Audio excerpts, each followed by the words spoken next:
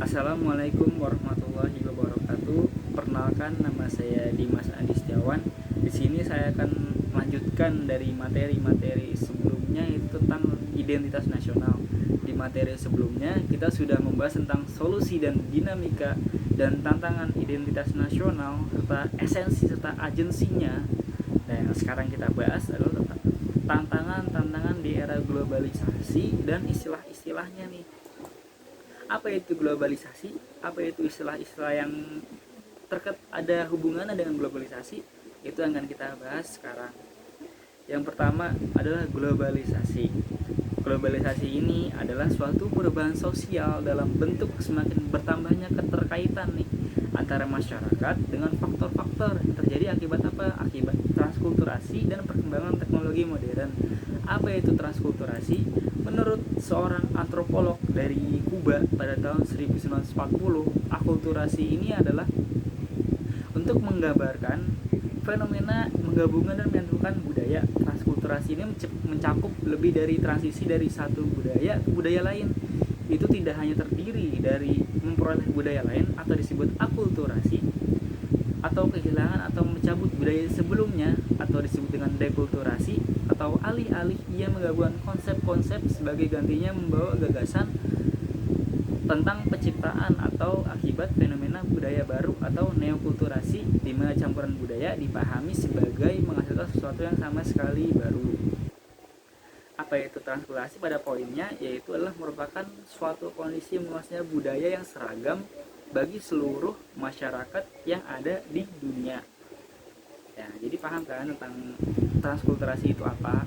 Yang sekarang kita bahas adalah tentang globalisasi, merupakan fenomena yang berwajah majemuk. Istilah globalisasi ini sering diidentikan dengan ada 5 macam nih.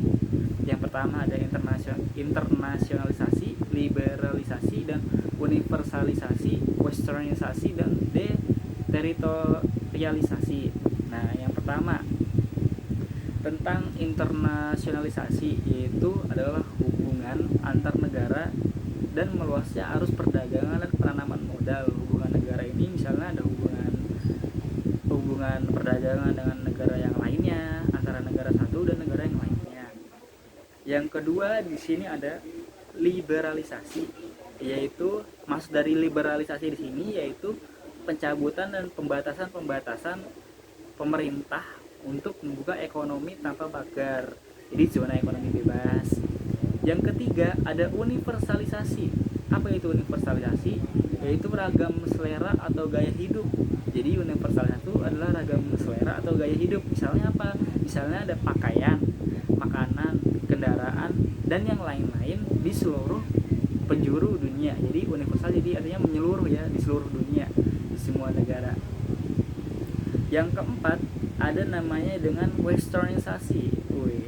Westernisasi kalian udah tahu kan, atau gaya ke barat-baratan atau gaya ke Amerika, gaya hidupnya. Tapi gaya hidupnya itu berbagai macam. Yang kita tahu di westernisasi itu bagaimana pasti kita sudah paham lah. Yang kelima yaitu ada deteritorialisasi, yaitu perubahan geografi sehingga ruang sosial dalam pembatasan dalam tempatnya dan jaraknya itu menjadi berubah. Itu yang dinamakan dengan deteriorasi, yaitu perubahan geografi nih, sehingga ruang sosialnya jadi berubah. Dan itu pembahasannya tentang tantangan di era globalisasi dan apa istilah